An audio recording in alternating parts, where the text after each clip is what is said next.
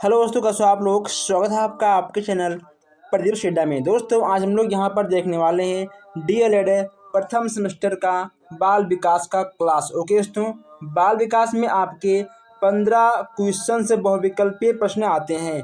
अगर आप कंटिन्यू हर क्लास को लेते हो तो दोस्तों वादा करता हूँ कि आपके बाल विकास में 15 में से 15 प्रश्न आएंगे दोस्तों, और आपका 15 में से 15 प्रश्न आपके सही जाएंगे। आपका एक प्रश्न भी कभी भी गलत नहीं होगा दोस्तों, यह हम बाल विकास की फुल गारंटी लेते हैं। लेकिन हाँ, अगर आप कंटिन्यू हर क्लास को पूरी ईमानदारी के साथ देखते हो तो दोस्तों बाल विकास में आपका कभी भी बैक नहीं आएगा। अभी दोस्तों आप ठीक है फर्स्ट सेमेस्टर में हो, अभी आपको हर चीज़ का कहीं ना कहीं कुछ ना कुछ आइडिया कम होगा। लेकिन अगर आप हर क्लास कंटिन्यू लेते हो तो दोस्तों आपका कभी भी बैक नहीं आएगा। ओके दोस्तों, यहाँ पर आपको हर टाइप के प्रश्न मिलेंगे और सीधा आपके एग्जाम में क्वेश्चंस आपके यहीं से उठेंगे और यहीं से बनेंगे। तो दोस्तों अगर आपने अभी तक हमारे चैनल को सब्सक्राइब नहीं किया है तो सब्सक्राइब कर लीजिए, ताकि कोई भी अपडेट कोई भी क्लास आपसे मिस ना हो। और प्लीज़ आप लोग इस क्लास को अपने दोस्तों तक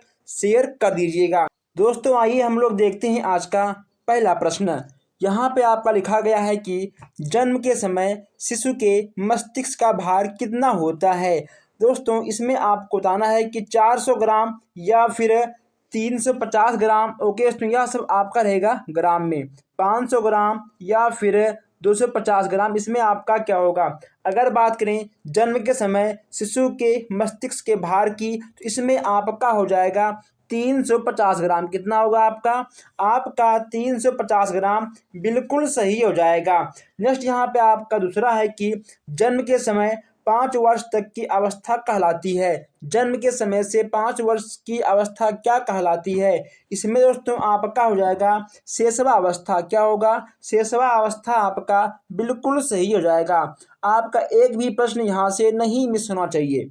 बहुत दोस्तों बहुत ही मोस्ट इम्पॉर्टेंट प्रश्न है सब। बाल विकास का विभाजन कितनी अवस्थाओं में किया जाता है। आपको बताना है कि बाल विकास का विभाजन कितनी अवस्थाओं में किया जाता है। तो मैं आपको बता दूं दोस्तों, इसमें आपका हो जाएगा 3 अवस्थाओं में। कितनी अवस्थाओं में, 3 अवस्थाओं में आपका बिल्कुल सही हो जाएगा।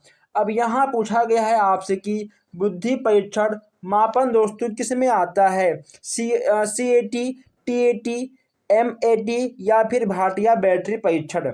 अगर बात करें आंसर की तो इसमें आपका TAT दोस्तों बिल्कुल सही हो जाएगा। ठीक है, अभी आप फर्स्ट सेमेस्टर में हो तो बस केवल आपको TAT ही मिला है दोस्तों। अभी इसके 3 भाग और भी होते हैं। ठीक है दोस्तों, CET, IBT, SET। ठीक है, इसमें अभी आपके इसमें 3 भाग और होते हैं, लेकिन अभी केवल आपको TAT ही पढ़ना है।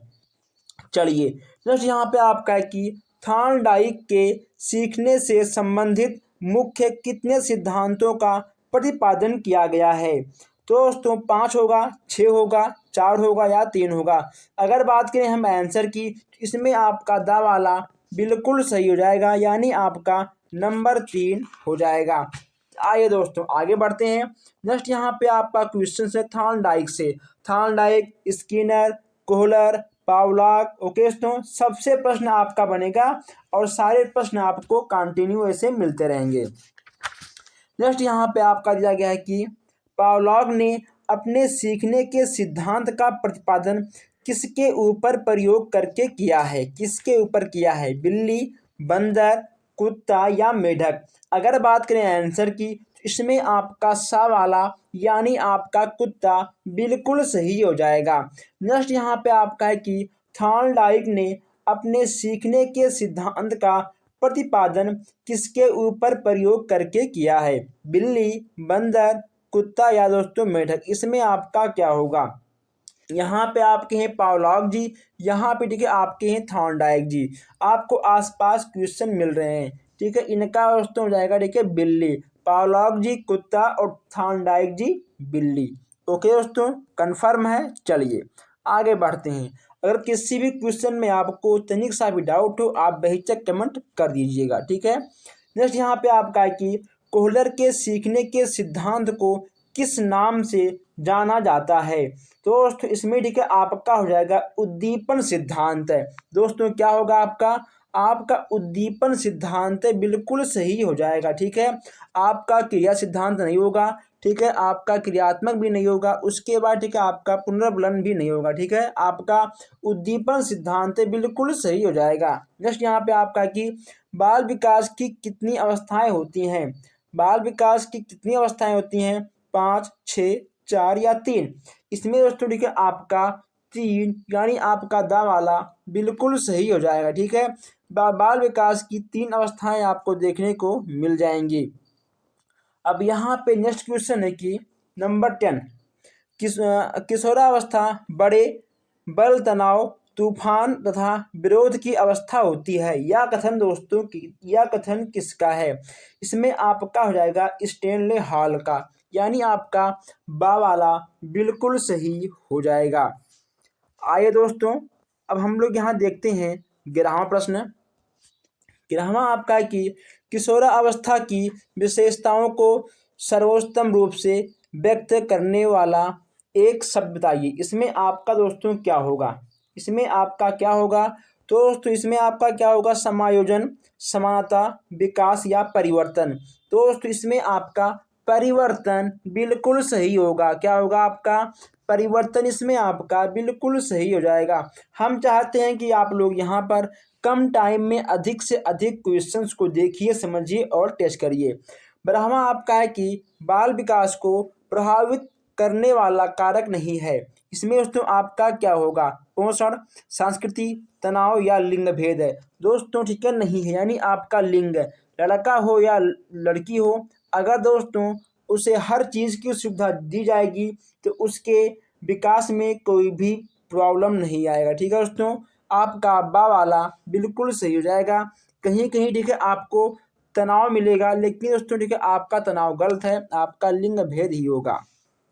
चलिए नेक्स्ट यहाँ पे आपका कि बालकों में स्वतंत्रता की आकांक्षा किस अवस्था में प्रबल हो जाती है। इसमें आपका क्या होगा, इसमें दोस्तों आपका हो जाएगा किशोरावस्था। ठीक है दोस्तों, आपका किशोरावस्था बिल्कुल सही हो जाएगा। यहाँ पे आपका 14वां है कि किशोरावस्था को गंभीर उथल पुथल की अवस्था किसने कहा है। अब यहाँ दोस्तों किशोरावस्था के उथल पुथल की अवस्था इसलिए कहते हैं क्योंकि जब कोई बालक इंटर पास करता है, ठीक है, आप जब बीए कर लेते हो, तब दोस्तों कहीं ना कहीं आपके दिमाग में बहुत सारी चीज़ें उथल पुथल करती हैं कि आखिर मुझे डॉक्टर बनना है, मुझे पुलिस में जाना है, मुझे जाना है फौज में। दोस्तों कहीं ना कहीं ये चीज़ें आपकी उथल पुथल की समस्याएं आ जाती हैं। इसमें दोस्तों आपका हो जाएगा ठीक है स्टैनले हॉल, यानी आपका आ वाला बिल्कुल सही हो जाएगा। सबसे अच्छा प्रश्न यहाँ पे आपको देखने को मिला है, मानसिक आयु बटे वास्तविक आयु गुणे 100 सूत्र के मापन किया जाता है दोस्तों। ठीक है, इस जो ये जो आपका फार्मूला दोस्तों, इसका मापन क्या करने के लिए किया जाता है, ज्ञान, आयु, बुद्धि लब्धि या फिर लंबाई। अगर बात करें आंसर की तो दोस्तों आपका बुद्धि लब्धि सबसे सही आपका रिक्वेस्ट हो जाएगा। ऐसे ही मज़ेदार प्रश्न, ऐसे ही आसान क्वेश्चंस आपको हमेशा दिखते रहेंगे। नेक्स्ट यहाँ पे आपका है कि सीएटी परीक्षण किस आयु के बच्चों के व्यक्तित्व का मूल्यांकन करने हेतु प्रयुक्त होता है। 1 से 5 वर्ष है, 3 से 11 वर्ष है, ठीक है, 11 से 13 वर्ष है, या फिर ठीक है आपका 13 से देखिए उस देखिए 1 से 5, या फिर आपका 3 से 11, या फिर ठीक है आपका 11 से 13, ठीक है, या फिर आपका 11 से ठीक है तो 15। इसमें आपका क्या होगा, अगर दोस्तों ठीक है हम बात करें आंसर की तो दोस्तों इसमें आपका क्या होगा ये आपको बताना होगा। ठीक है दोस्तों, ऐसे क्वेश्चन आपको मिलेंगे एग्जाम में। इसमें ठीक है आपका होगा 3 से 11 वर्ष। ओके दोस्तों, चलिए इसमें आपका बा वाला बिल्कुल सही हो जाएगा। 17वां आपका है कि व्यक्तित्व अस्थायी समायोजन है। इसमें आपका क्या होगा, व्यक्ति के भावनाओं के साथ है, नवीन परिस्थितियों के साथ है, सामाजिक गुणों के साथ है, या फिर दोस्तों वातावरण के साथ। इसमें आपका क्या होगा, इसमें आपका दा वाला बिल्कुल सही हो जाएगा। जैसा वातावरण रहेगा वैसा दोस्तों आपका समायोजन बन जाएगा। टीएटी, ओके दोस्तों, टीएटी व्यक्तित्व परीक्षण का निर्माण किसने किया था। बहुत ही सिंपल क्वेश्चन दोस्तों, मरे एंड मार्गन्ने। ओके दोस्तों, आपका दा वाला बिल्कुल सही हो जाएगा। 19वां आपका यहाँ पर है कि संज्ञानात्मक क्षमता की कमी से व्यक्ति की घटनाएं होती हैं। इसमें आपका क्या होगा? इसमें दोस्तों आपका क्या होगा? शारीरिक। दोस्तों देखिए आपका यहाँ पे लिखा आपका शायरी, ये गलत है। यहाँ पे आप लिखिए शारीरिक विकास या फिर बौद्धिक विकास, व्यावसायिक विकास या समायोजन में। इसमें आपका क्या होगा? इसमें आपका सही होगा समायोजन। ठीक है दोस्तों, समायोजन आपका बिल्कुल सही हो जाएगा। आइए अब यहाँ देखते हैं 20वां क्वेश्चन से। सिगमंड फ्रायड द्वारा प्रतिपादित व्यक्तित्व विकास के सिद्धांत को कहा जाता है। इसमें आपका क्या होगा?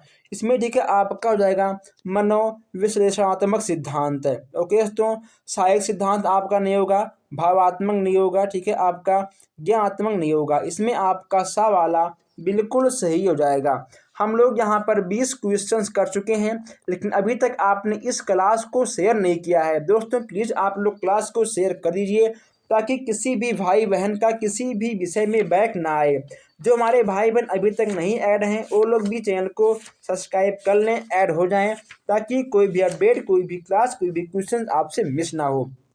अब यहाँ देखते हैं हम लोग 21 प्रश्न। 21 यहाँ पे आपका है कि किसी के द्वारा विभिन्न परिस्थितियों में समायोजन कहलाता है। किसी के द्वारा विभिन्न परिस्थितियों में समायोजन कहलाता है। इसमें आपका क्या होगा? इसमें दोस्तों आपका शारीरिक स्वास्थ्य, संवेगात्मक विकास, ठीक है, मानसिक विकास, आपका उपरोक्त सभी बिल्कुल सही हो जाएगा। यहाँ पे आपका 22वां क्वेश्चन है कि कल्पना दुरुस्त वस्तुओं के संबंध का चिंतन है, यह परिभाषा किसकी है? इसमें आपके हो जाएंगे मैकडूगल। तो दोस्तों आपका आ वाला बिल्कुल सही हो जाएगा। नेक्स्ट यहाँ पे आपका है कि 23 क्वेश्चन यहाँ पे आपका है कल्पना को स्वाभाविकता।